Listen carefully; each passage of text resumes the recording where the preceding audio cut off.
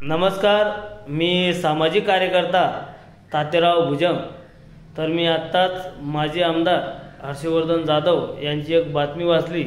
बातमी अशी होती की त्यांनी चिंचोली लिंबाजी येथे एका आरामीशींवर त्या ठिकाणी छापा टाकला आणि त्यांनी म्हटलं आहे की या अवैध धंद्यामुळे महसूल जमा होत नाही आणि महसूल जमा न झाल्यामुळे शासनाकडे बजेट त्या ठिकाणी उपलब्ध नाही आणि बजेट नसल्यामुळे विकासाचे कामं ठप्प झालेले आहे। तर दादा, मी तुमच्या या विचाराशी सहमत आहे, पण या लाकडाऐवजी असे अनेक अवैध धंदे आपल्या महाराष्ट्रामध्ये, आपल्या तालुक्यामध्ये चालू आहे। आपल्या महाराष्ट्रात गेल्या बऱ्याच वर्षापासून गुटखा बंदी आहे, पण तुम्ही मला सांगा असं कोणती टपरी नाही की त्या टपरीमध्ये गुटखा मिळत नाही। आणि शासन ज्यावेळेस एक नॉर्मल कारवाई म्हणून एखादे छोटे मोठे व्यावसायिक पाहतात आणि त्या दुकानावर, त्या टपरीवर किंवा एखाद्या डीलरवर रेट वाढतात आणि पेपरमध्ये बातमी येते की लाखो रुपयाचा गुटखा जप्त करण्यात आला।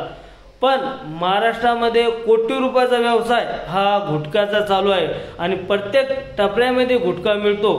जर या गुटख्याची किंमत नियमानं 1 ते 2 रुपये आहे, पण गुटखा बंद या नावाखाली त्या गुटख्याला डबल टिबल रेटने त्या ठिकाणी विकले जाते। जो 1 ते 2 रुपयाचा गुटखा त्या गुटख्याला कमीत कमी 5 ते 10 रुपयात विकल्या जातं। मग जर हा गुटखा बंद आहे तर मग हा महाराष्ट्रामध्ये उपलब्ध कसं काय? आणि जर या गुटख्याला जर महाराष्ट्राला जर खरंच महसूल जमा करायचा असेल तर शासनाने गुटख्याला परवानगी देण्यात यावे, जेणेकरून महाराष्ट्राला गुटख्याच्या माध्यमातून महसूल मिळेल। आणि कारण असा बी तो गुटखा मिळतो आणि तसाही त्या ठिकाणी मिळतो, मग बंद हा नेमका हा शब्द का वापरला जातो? आणि बंद असताना मग हा गुटखा आपल्या महाराष्ट्रामध्ये विक्री होतो कसा? कारण हे शासनाला माहित नाही का? शासनाच्या कर्मचाऱ्याला या ठिकाणी माहित नाही का? पण कुठेतरी शासनाच्या कर्मचाऱ्यांच्या माध्यमातून ही मिलीभगत केल्या जाते आणि कोटी रुपयाचा गुटख्याचा व्यवसाय महाराष्ट्रामध्ये अवैधरित्या चालू आहे। तर दादांना मी विनंती करतो की जसं तुम्ही एक छोट्या मोठ्या व्यवसायावर त्या ठिकाणी एक गदा आणलेली आहे, तसं आपण महाराष्ट्रामध्ये सर्वात अवैध धंदा जर कोणता चालू असेल तर तो गुटखा विक्रीचा आहे।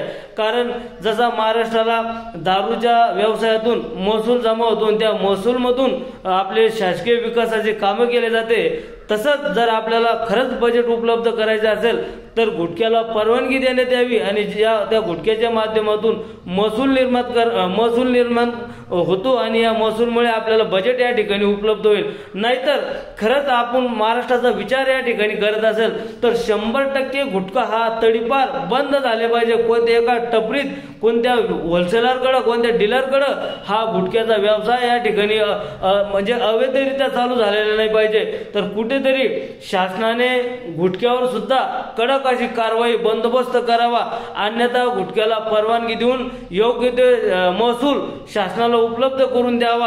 कारण नुसतं नावाला गुटखा बंद आहे, पण गुटखा हा प्रत्येक टपरीत, प्रत्येक ठिकाणी मिळतो। फक्त हे एक फसवणूक आहे आणि जो 1-2 रुपयाचा गुटखा तो डबल टिबल विकून लोकांची फसवणूक या ठिकाणी होत आहे, एवढं मी सांगू इच्छितो। धन्यवाद।